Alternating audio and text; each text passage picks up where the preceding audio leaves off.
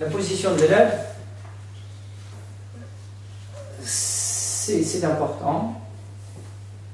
Si il y a la connaissance de ce qu'il est, c'est l'élève. S'il a le but, c'est le maître.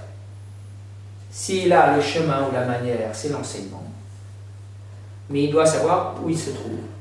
Or, là, ce que je viens de vous dire, c'est exactement les 4 nobles vérités.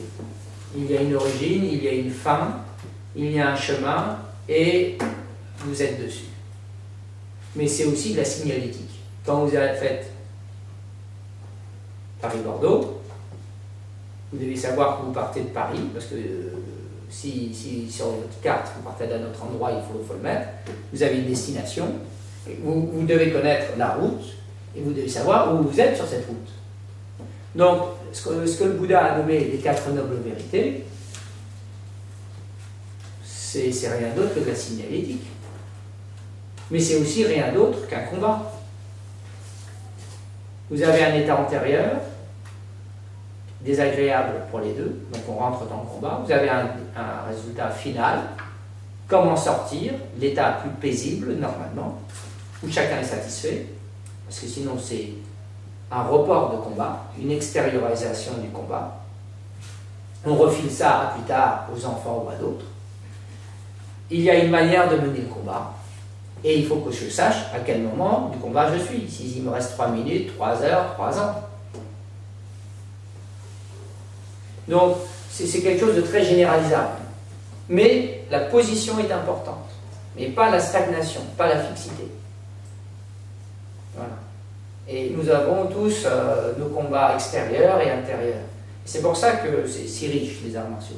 Mais ce n'est pas acquérir une technique qui ferait de nous des surpuissants, comme on voit aujourd'hui. Aujourd'hui, il y a beaucoup de disciplines qui sont totalement respectables, mais qui sont là pour rassurer le public en empruntant des techniques de commando et en les adaptant à la vie. C'est possible, mais il n'y a pas de retour à l'humanité. Je me permets une critique. Par contre, ça permet de traverser la journée et sans trop s'angoisser. Et ça permet de garder son humanité en se disant « je peux réagir ». Si on se dit « je ne peux pas réagir », c'est sûr, on mord tout ce qui passe. Comme un chien qui se sent en insécurité, il va mordre. Et quand je dis le chien, ce n'est pas pour dévaloriser. J'ai des chiens, je les aime beaucoup. Et l'autre possibilité, c'est pas rentrer non plus dans, comment ça s'appelle, la spiritualité. Parce que c'est quelque chose qui est arrivé sans arrêt au village, que ce soit au temple, près des villages, que ce soit au Japon ou ailleurs, ou au monastère. Imaginez, les bandits arrivent, une horde, une armée en déroute, ils pillent, ils violentent. On ne va pas prêter assistance. Ceux qui prient, ceux qui mangent bien, qui dorment bien, ils ne vont pas descendre, ils restent à prier. Et ça a toujours été un des problèmes des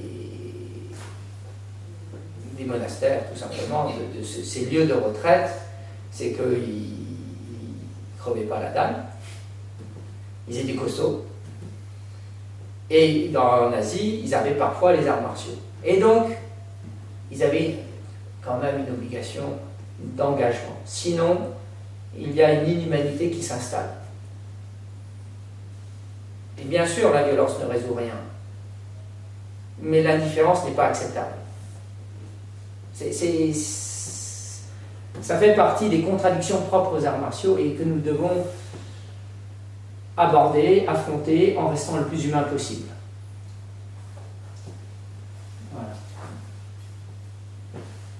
Donc la position de l'élève, elle a été définie dans ce cadre. Je ne pouvais pas parler de l'élève sans vous parler du dojo.